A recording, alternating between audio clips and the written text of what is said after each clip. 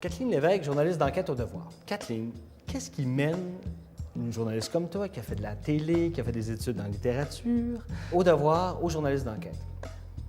C'est un peu l'effet du hasard. Pour faire une petite histoire courte, après avoir travaillé à la télé, je me suis retrouvée à travailler dans des hebdos.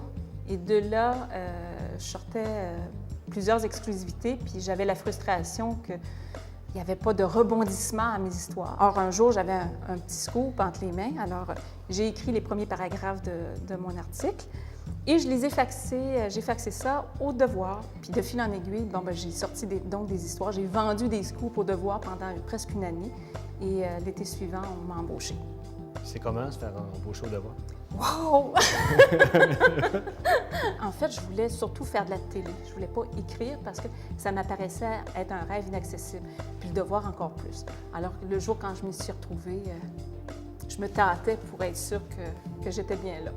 Puis 17 ans plus tard, je suis encore là. Tu as plein de faits d'armes. Le plus récent, c'est peut-être celui du scandale des compteurs d'eau. On fait comment pour arriver à trouver une histoire comme celle-là? C'est quelqu'un, une personne que je ne peux pas identifier, bien sûr, qui m'a téléphoné en m'expliquant grosso modo qu'il était assez indigné de ce que personne regardait, ce qui se passait à la Ville de Montréal avec le contrat gigantesque des dernières années, le contrat des compteurs d'eau. Les gens savent toujours quelque chose ou connaissent quelqu'un qui connaît quelqu'un qui sait quelque chose. Et les gens, la nature humaine fait en sorte que les gens ont le goût de raconter des choses qu'ils connaissent. Est-ce que tes patrons t'ont déjà fait sentir qu'une certaine histoire serait mieux de rester secrète ou à l'inverse, que certaines histoires devraient être plus racontées, mieux couvertes? Des pressions, non.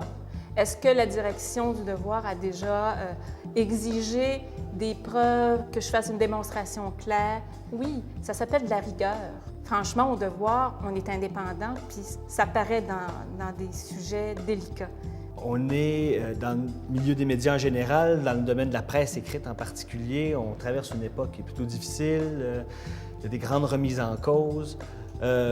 Est-ce qu'il t'arrive de te demander ce que tu fais dans ce métier-là? Ah, jamais.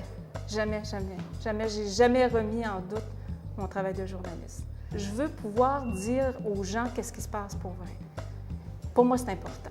Tu sais, c'est une forme de révéler la vérité. Il n'y a rien de plus excitant que ça. Je ne changerais pas de métier. Belle chute, ça, non? Ça, c'est...